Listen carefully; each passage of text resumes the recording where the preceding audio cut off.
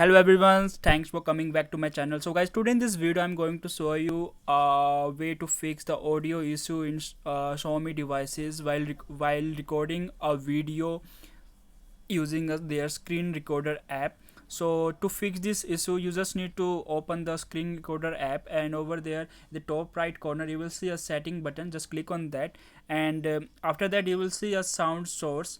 So here you need to define the sound source. So currently I have selected the mic, so this will fix the issue of audio. So in your might be in your case it will select the other sound source and other other option. So here's a three options, so I'm not able to show you those options because I'm doing a recording. So guys, if this video helps you to fix your problem, just give like to this button, like this video, sorry, and subscribe to my channel for video like this in near future. Thanks for watching this video.